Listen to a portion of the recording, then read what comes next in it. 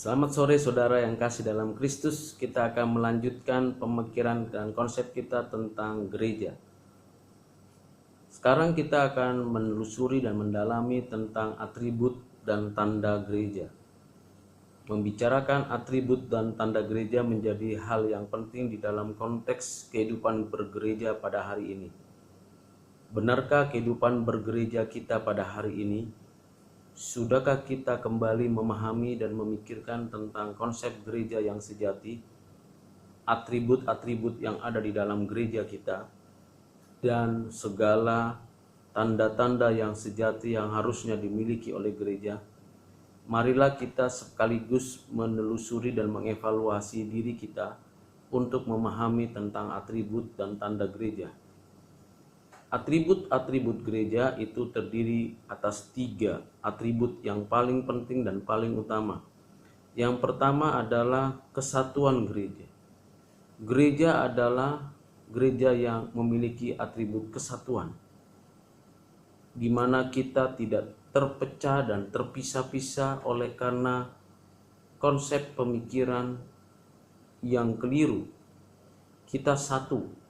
Kesatuan kita di dalam Kristus, karena fondasi dan dasar berdirinya gereja adalah firman Tuhan, dan gereja satu oleh karena kepala kita adalah Kristus.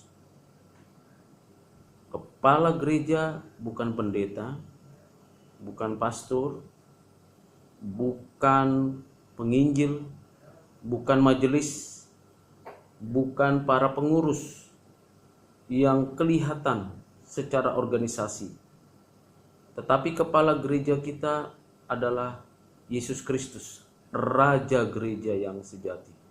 Kita disatukan di dalamnya.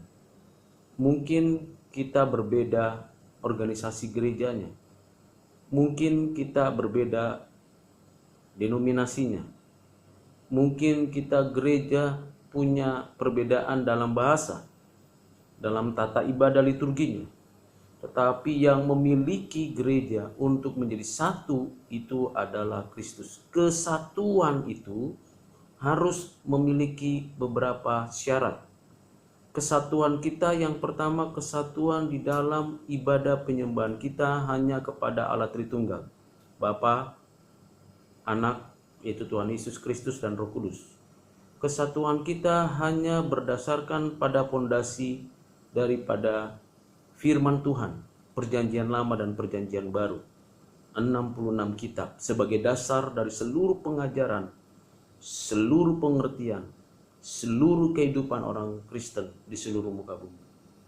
Ketiga, kita harus memiliki fondasi dasar bahwa gereja adalah gereja yang setia, memusatkan hidup di dalam berdasarkan pada anugerah Allah, belas kasihan Allah, memahami semua tugas tanggung jawabnya dalam menjalankan mandat Injil dan mandat budaya. Setidak-tidaknya ini menjadi dasar kita mengalami kehidupan gereja. Inilah tanda gereja yang sejati, sebagai atribut gereja yang sejati, yaitu kesatuan gereja. Atribut yang kedua adalah kesucian gereja.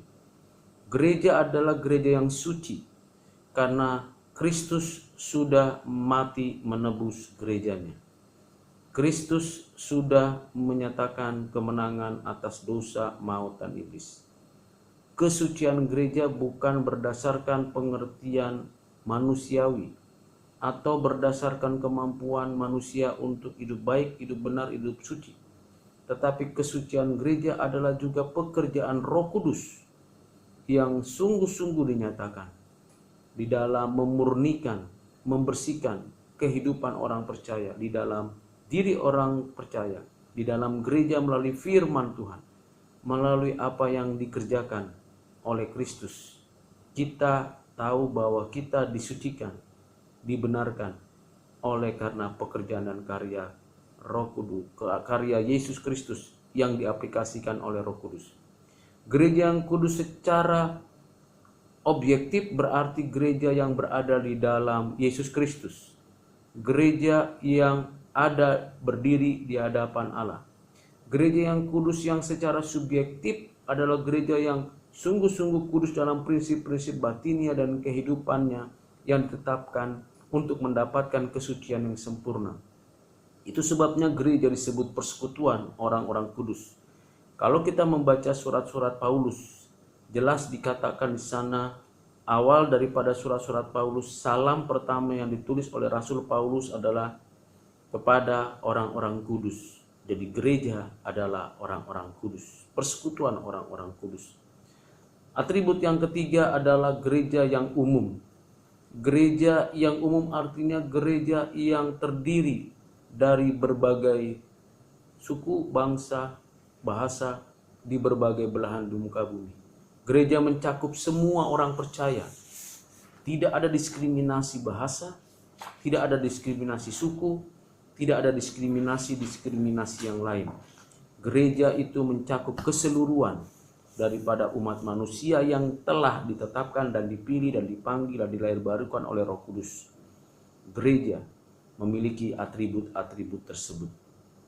Kesatuan, kesucian, dan umum.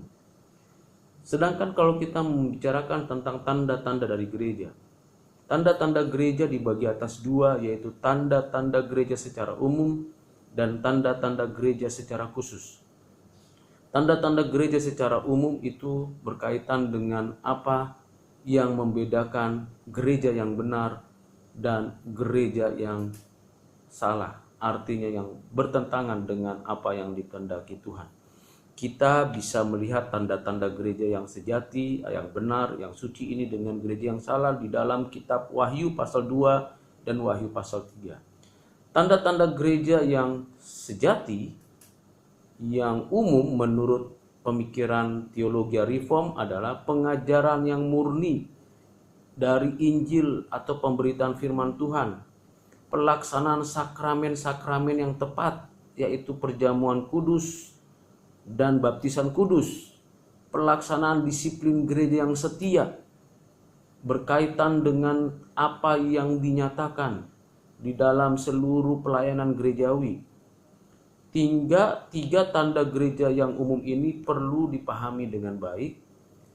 Apakah gereja kita benar-benar sudah menjalankan tiga tanda gereja yang umum ini, yaitu pengajaran yang murni dari Injil atau pemberitaan firman Tuhan?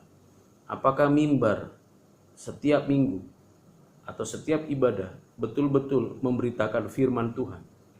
Apakah sakramen yang dikerjakan sungguh-sungguh bersumber dan bersandar pada apa yang diajarkan di dalam Alkitab?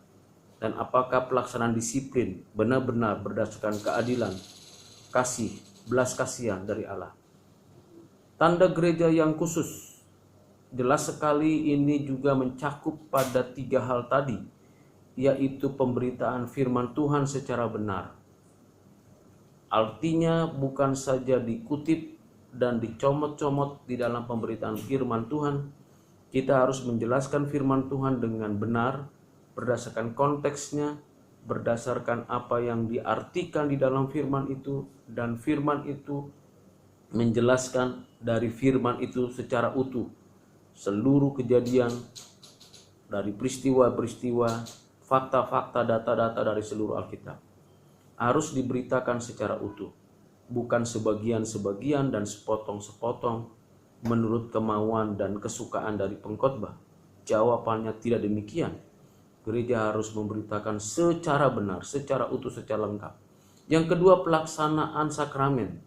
Sudah sewajarnya dan seharusnya lah kita melaksanakan sakramen baptisan kudus dan perjamuan kudus, seturut dengan apa yang diperintahkan oleh Tuhan Yesus. Dua sakramen ini menjadi dua sakramen yang penting yang dikerjakan oleh gereja. Baptisan kudus dan perjamuan kudus. Ketiga adalah disiplin. Seringkali kita menemukan banyak gereja yang kedapatan tidak melaksanakan disiplin gerejawi. Kita harus kembali untuk mempopulerkan, memproklamasikan, menegaskan disiplin di dalam kehidupan bergereja, baik di dalam hubungannya dengan pejabat-pejabat gereja, majelis-majelis, para pengurus, para aktivis, maupun seluruh jemaat. Mari kita mengoreksi kembali apa yang dipahami tentang kehidupan daripada gereja. Apakah gereja kita sudah memiliki atribut dan tanda gerejawi yang benar, yang suci, yang murni? Kiranya Tuhan Yesus memberkati saudara. Amin.